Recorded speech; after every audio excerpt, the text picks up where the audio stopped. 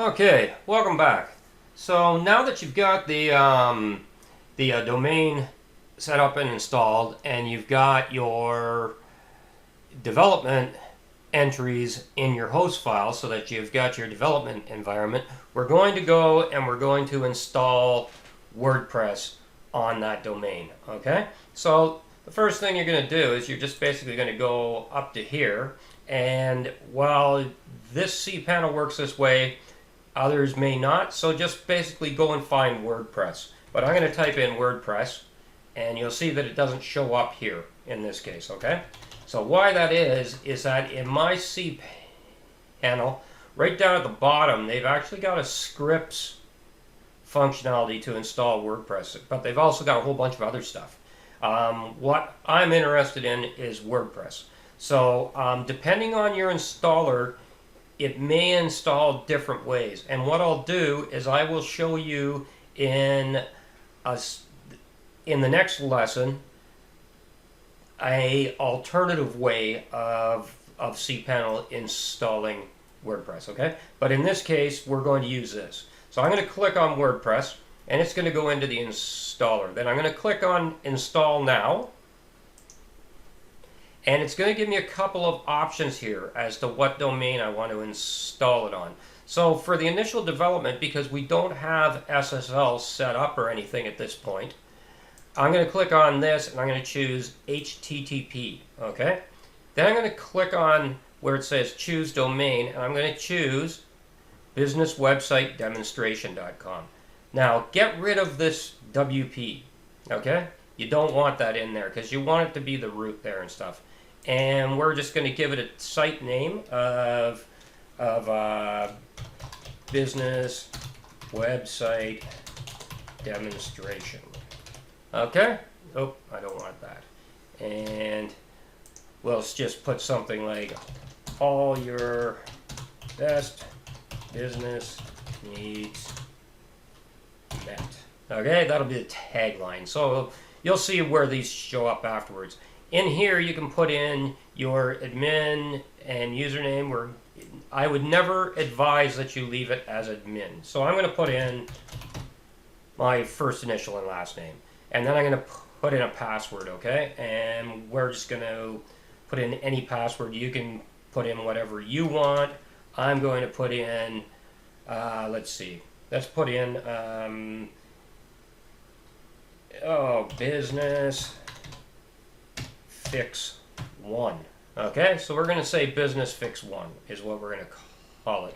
We'll leave the email address as admin@websitedemonstration.com, so that's fine. Okay, then you can choose the language that you want the website in. Now, this is in English, so if you want to do it in some other language, you can set it up here. That's totally up to you. Down here where it says select plugins, limit login attempts, Loginizer. This actually limits people from logging in or trying to log in many times into your website. So what that does, why that happens, I should say, is that sometimes you get robots in there that try and hack into your site. The classic editor, I happen to like the classic editor. I'm not going to get into what that's about, but I'm going to set it up. And in another lesson, we'll talk more about the editor functionality. Now, under the advanced options, what I always do is I change the database name to something that I recognize, okay? So if this was business website demonstration, I'm going to go bweb dem, okay? Because as a general rule, you should keep it within 8 characters. It'll really depend on your host and how they set it up. For the rest of the stuff, I do not change anything in there. And then as far as the theme goes, don't bother installing any of these themes because I'm going to show you a theme that I use for developing business websites that works really, really well. So now I'm going to simply have it send the email when it's done to me here, and then you click on install, and now it's going to go through and it's going to install the website. So now the website has been installed. So if I click right here where it says HTTP Business Website Demonstration, if you remember, this is what we got before, right? So just to show you, I'm going to refresh here, and this is what we get now. We get our basic install of the website, okay? And if I go over here and I click on the admin one and click on it, it's going to automatically log me into that website, into the admin and stuff. And then I can see what I've actually got in here and stuff. So what I'm going to do is I'm going to quickly go in and I'm going to change my password in here to something that I will remember. Okay, so it's going to be let's see, I'm going to hide it because I don't want you guys all to see a password that I may use. No, I'm going to do this. Okay, it says it's weak, but that's okay. Alright, so as you can see, we now have the business website demonstration WordPress site set up. So that's the basic WordPress site setup.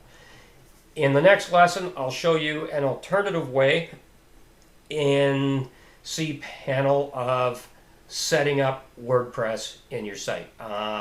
Most good hosting providers have the Softaculous installer, so that's why I started off with this one.